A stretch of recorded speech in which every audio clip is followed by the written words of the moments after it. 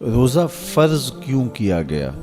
سویر سے لے کر شام تک سب کچھ ہونے کے باوصف بھوک اور پیاس میں وقت گزارنا اور میسر ہونے کے باوجود ایک گھونٹ بھی حلق سے نیچے نہ اترنے دینا، آخر اس میں کیا حکمت تھی؟ تو یہ بات اچھی طرح سے ہمیں سمجھ لینی چاہیے کہ یہ صرف کھانے پینے کو ترک کر دینا ہی نہیں ہے، بلکہ ان مقاصد جلیلہ کے حصول کے لیے روزہ رکھا جاتا ہے جو مومن کی زندگی کا مقصود ہے۔ اور اگر کوئی شخص کھانا پینا تو ترک کر دیتا ہے لیکن ان امور سے نہیں رکتا جن امور سے روکنا ان روزوں کا مقصود تھا، تو اس کا روزہ نہیں کہلاتا۔ میرے اور آپ کے آقا و مولا حضور نبی رحمت صلی اللہ علیہ وآلہ وسلم نے ارشاد فرمایا، من لم یدع قول الزور والعمل به فلیس للہ حاجۃ فی ان یدع طعامہ و شرابہ۔ جس نے جھوٹ اور اس پر عمل کرنا نہ چھوڑا، جھوٹے کام ترک نہیں کیے، اس کا بھوکا اور پیاسا رہنا اللہ کو منظور نہیں۔ اللہ کو کوئی ضرورت نہیں کہ وہ بھوک اور پیاس کاٹے۔ روزے میں تو ان امور سے بھی روک دیا گیا جو امور عام زندگی میں جائز تھے، جو مشروع تھے، مباح تھے، لیکن روزے میں ان جائز مباح امور سے بھی منع کر دیا گیا۔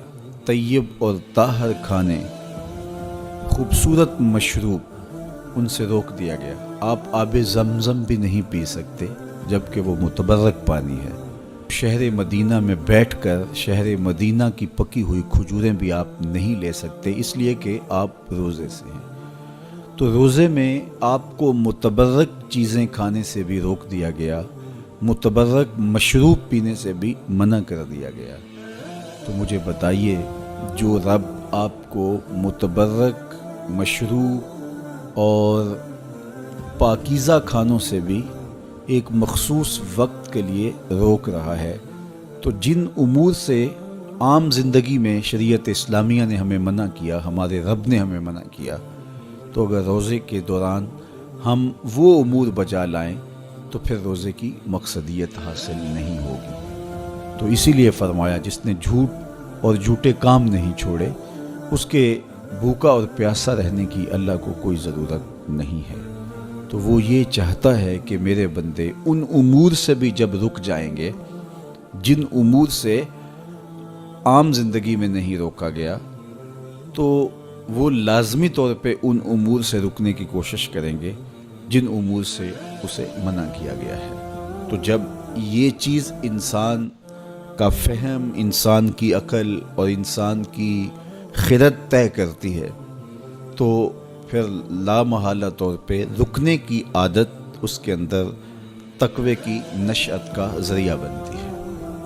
آپ نے عمومی طور پہ دیکھا ہوگا کہ رمضان المبارک کا ماہ نور جب اختتام کو پہنچتا ہے، ہمارے سامنے عید کے 2-4 دن بھی یہ مشق رہتی ہے، اچانک کوئی مشروب آیا اور پینے لگے تو رک گئے، وہ کہیں ہمارا روزہ تو نہیں، لیکن پھر خیال آتا نہیں، ہم روزے تو نہیں ہیں، آج تو عید کا دن ہے، تو ہم پی لیتے ہیں۔ چونکہ پورا مہینہ دن بھر ہم مشروبات سے رکے رہے اور آج بھی دن کے اجالے میں ہمیں پانی دیا گیا تو ایک دم ہمیں جھجک پیدا ہوئی، لیکن پھر ہمیں یاد آیا کہ اب روزے بیت گئے ہیں اور میں روزے سے نہیں ہوں۔ تو جو چیز جائز اور مشروع تھی، ایک وقت کے لیے اس چیز سے بھی ہم رکے تو ہماری طبیعت کے اندر یہ ملکہ پیدا ہو گیا کہ ہم اس سے رکنے کا مزاج پیدا کر لیتے ہیں۔ تو اگر ہم ان امور سے رک جاتے ہیں جن کو شریعت اسلامیہ نے منع کیا ہوا ہے، تو پھر